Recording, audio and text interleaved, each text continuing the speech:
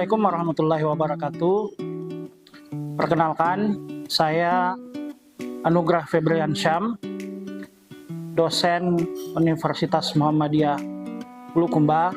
Saat ini saya akan menjelaskan tentang hasil dan bentuk penelitian kami bersama tim dari Universitas Muhammadiyah Bulukumba yang mengkaji skema penelitian fundamental reguler dengan topik Integrated Intercultural Literary Pedagogy in Teaching Public Speaking. Penelitian ini dimaksudkan untuk mengkaji materi pembelajaran interkultural diintegrasikan dengan pemahaman sastra, karya-karya sastra yang diperuntukkan untuk membelajarkan keterampilan public speaking di pendidikan tinggi. Di era of society 5.0 ini, public speaking bukan hanya menjadi benchmark program kampus Merdeka atau independent campus, tapi juga sudah menjadi kebutuhan dan kecakapan hidup yang harus dimiliki oleh setiap individu, terutama yang berada pada level pendidikan tinggi, karena public speaking juga merupakan salah satu tujuan dari Sustainable Development Goals. Pada penelitian ini, ada beberapa faktor yang melatar belakangi kenapa kami mengangkat topik Integrated Intercultural Literary Pedagogy dalam pengajaran public speaking. Yang pertama, masih terbatas sekali konten-konten yang fleksibel bisa menjadi medium untuk memahami budaya yang satu dan budaya yang lain, antar budaya dan multi budaya. Selain itu, selama ini karya sastra lebih difokuskan pada pembelajaran yang menyangkut pada keterampilan menerima atau receptive skill, dalam hal ini dalam pemahaman membaca. Padahal seperti kita ketahui, angka analisis literasi yang ada di Indonesia itu masih cenderung stagnan. Ya, hal ini mendasari kami mempelopori kenapa kami mengangkat penelitian ini, karena kami ingin membantu mahasiswa untuk lebih meningkatkan kemampuannya untuk menganalisis literasi, dalam hal ini dalam membaca karya-karya sastra untuk tujuan memahami budaya, antar budaya yang akan diimplementasikan nanti dalam keterampilan public speaking mereka. Penelitian ini saya kira sangat baru, di mana dulunya karya sastra kebanyakan dipakai untuk sebagai materi pembelajaran reading.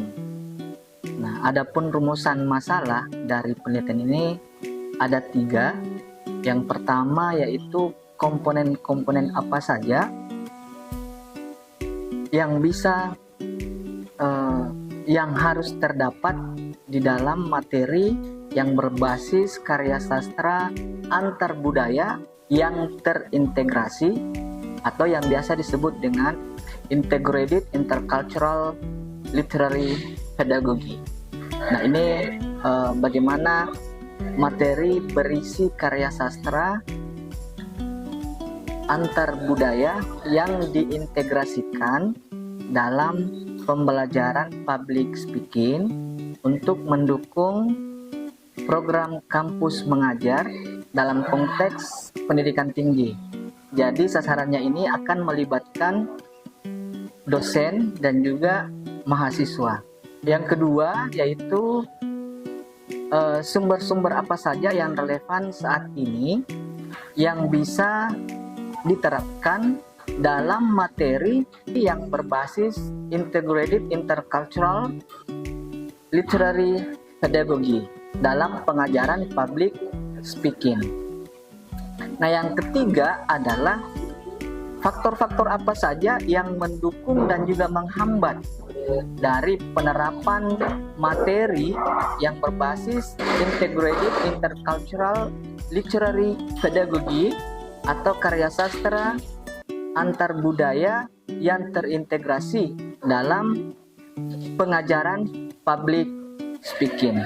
Pendekatan yang diimplementasikan dalam penelitian ini adalah pendekatan etnografi, di mana teknik pengambilan datanya meliputi 3 aspek. Yang pertama, wawancara, yang kedua, observasi, dan yang terakhir adalah FGD. Responden dalam penelitian ini melibatkan 15 dosen di 3 wilayah di Indonesia Timur, Indonesia Barat, dan Indonesia Tengah, dan tersebar di berbagai perguruan tinggi. Mahasiswa yang terlibat sebagai responden ini adalah mahasiswa yang diampu oleh 15 dosen tersebut yang tersebar di 3 daerah di Indonesia. Hasil penelitian Integrated Intercultural Literary Pedagogy dalam pengajaran public speaking itu menghasilkan sebuah skema yang merepresentasikan 5 domain dalam penerapannya. Jadi yang pertama berkaitan dengan fase yang terkandung di dalam praktek pengajaran ini meliputi 3 fase, yaitu fase pengenalan antar budaya, fase kesadaran antar budaya, dan fase kepekaan antar budaya.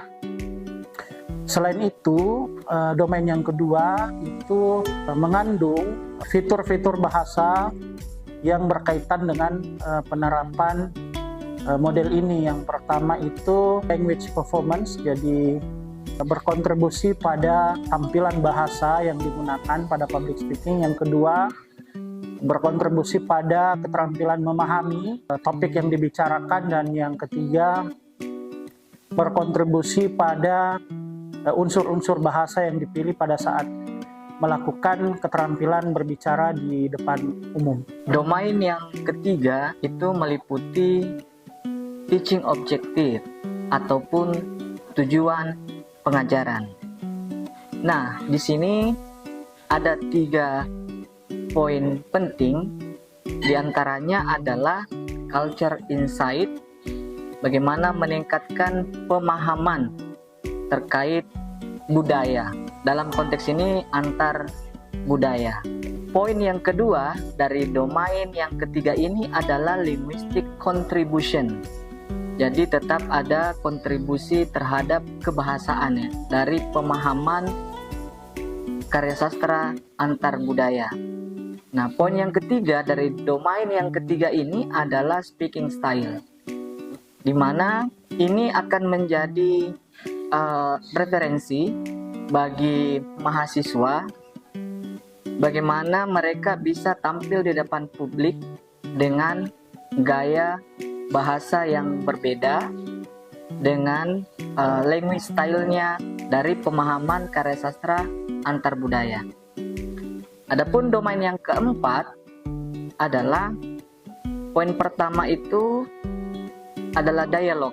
Di sini berisi teaching material, materi daripada pengajaran itu berisi bisa berupa dialog dan bisa berupa visualization atau visualisasi, bisa mendapatkan karya sastra atau melihat karya sastra yang berbentuk dialog.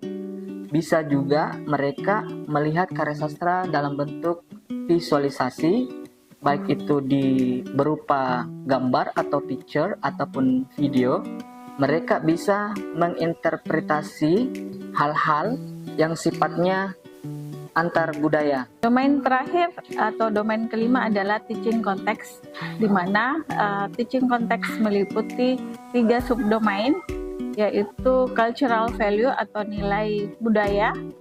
Yang kedua adalah ethical moral value atau nilai etik moral, dan yang terakhir adalah practical value atau nilai praktik. Luaran penelitian ini meliputi modul pengajaran dan artikel yang dipublikasikan di jurnal internasional bereputasi. Penelitian yang mengambil ruang lingkup pembahasan, pemahaman karya sastra yang diintegrasikan dalam komunikasi antar budaya untuk pengajaran public speaking tidak bisa dipungkiri melibatkan banyak pihak. Kami dari tim peneliti berterima kasih pada pihak-pihak yang terlibat dalam penelitian ini. Yang pertama, pada Direktorat DR TPM Kemendikbud, pada Rektor Universitas Muhammadiyah Bulukumba, sama Kepala Lembaga Penelitian dan Pengabdian kepada Masyarakat, pada para dosen yang terlibat dalam penelitian kami yang mencakup 3 wilayah di Indonesia, pada para mahasiswa, pada Dinas Pendidikan dan Kebudayaan Kabupaten Bulukumba, terkhusus kepada tim peneliti yang melibatkan 3 dosen dari Universitas Muhammadiyah Bulukumba bersama mahasiswa yang turut serta terlibat dalam penelitian ini. Mudah-mudahan penelitian ini memberi dampak yang signifikan pada implementasi karya sastra sebagai salah satu sumber literasi yang bisa diterapkan dan diintegrasikan dengan pemahaman kita terhadap komunikasi antar budaya, khususnya untuk menunjang program Kampus Merdeka, terutama dalam meningkatkan keterampilan berbicara di depan publik, yang saya kira juga berperan penting dalam meningkatkan SDGs yang ada di Indonesia. Terima kasih.